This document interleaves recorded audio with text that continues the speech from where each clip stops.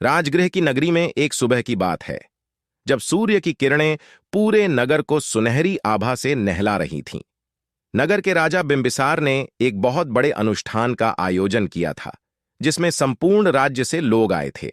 इस आयोजन का मुख्य उद्देश्य था दान और सेवा। नगर में चारों ओर उत्सव का माहौल था। लोग तरह तरह की वस्तुएं, भोजन और धन लेकर आए थे, जिन्हें जरूरतमंदों में बांटा जाना था। बुद्ध भी अपने शिष्यों के साथ नगर में पधारे।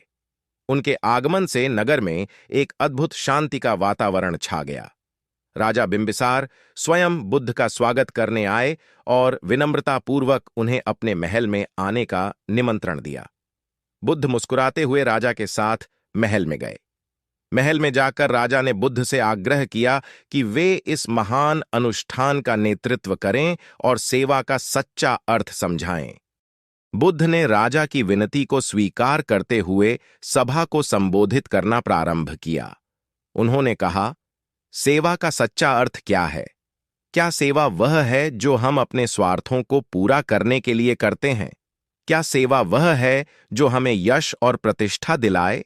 या सेवा वह है जो हमें आंतरिक संतोष प्रदान करती है? सभा में उपस्थित लोगों ने ध्यानपूर्वक सुना, लेकिन उनके मन में कई प्रश्न उठने लगे। बुद्ध ने इसे समझते हुए कहा, मैं तुम सबको एक कहानी सुनाता हूं, जिससे सेवा का सच्चा अर्थ तुम्हारे हृदय में उतर सके। प्राचीन समय की बात है। एक छोटे से गांव में एक साधारण किसान रहता था, जिसका नाम हरि था।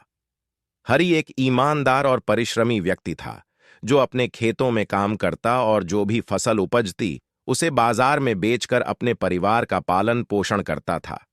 उसके पास कुछ गायें भी थीं, जिनसे उसे दूध प्राप्त होता था, जो उसकी आय का एक महत्वपूर्ण स्रोत था। हरि का जीवन सामान्य और सरल था, लेकिन एक बात उसे सदा कचोटती थी। उसके गांव में एक वृद्ध महिला रहती थी, जिसे कोई संतान नहीं थी और वह बहुत निर्धन थी। वह महिला, जिसे सब माई कहते थे, अक्सर भूखी रहती और भीख मांगकर अपना गुजारा करती। हरि के मन में सदा यह विचार आता कि उसे माई की मदद करनी चाहिए, लेकिन वह यह सोचकर पीछे हट जाता कि उसकी अपनी जिम्मेदारियां भी हैं। एक दिन हरि के खेतों में बहुत अच्छी फसल हुई। वह बहुत प्रसन्न हुआ और सोचा कि अब वह माई की मदद कर सकता है। उसने अपनी पत्नी से कहा, इस बार फसल बहुत अच्छी हुई है। मैं सोच रहा हूं कि इस बार माई के लिए कुछ अलग करूं। पत्नी ने कहा, यह बहुत अच्छा विचार है, लेकिन क्या तुमने सोचा है कि अगर आने वाले समय में फसल अच्छी न हो तो क्या हम अपनी जरूरतें पूरी कर पाएंगे? हरि ने कुछ पल सोचा, लेकिन फिर उसने कहा, सेवा का यही तो समय है। अगर हम अभी मदद नहीं करेंगे तो शायद कभी नहीं कर पाएंगे। हरि ने माई के लिए अपने खेतों से सबसे अच्छी फसल अलग कर दी और उसे माई के घर ले गया। माई यह देखकर बहुत खुश हुई और उसकी आंखों में आंसू आ गए। उसने हरि को आशीर्वाद दिया और कहा, बेटा, तुमने आज जो किया है वह सच्ची सेवा है। हरि उस दिन घर लौटते समय मन ही मन बहुत खुश था। उसे महसूस हुआ कि उसने अपने जीवन में पहली बार सच्ची सेवा की है। लेकिन अगले ही दिन गांव में एक भयानक तूफान आ गया। हरि के खेतों में खड़ी सारी फसल नष्ट हो गई। उसके पास जो कुछ भी था वह सब बर्बाद हो गया। हरि और उसकी पत्नी इस विपदा से बहुत दुखी थे, लेकिन हरि ने फिर भी हिम्मत नहीं हारी। उसने कहा, जो हुआ वह ठीक है। हम फिर से मेहनत करेंगे और अपने खेतों को फिर से हरा भरा करेंगे। हरि ने अगले कुछ महीनों तक कठोर परिश्रम किया, लेकिन उसकी परिस्थितियां नहीं सुधरीं। वह दुखी होकर माई के पास गया और अपनी स्थिति को बताया। माई ने उसे सांत्वना दी और कहा, बेटा, याद रखना, सेवा का फल सदा मीठा होता है।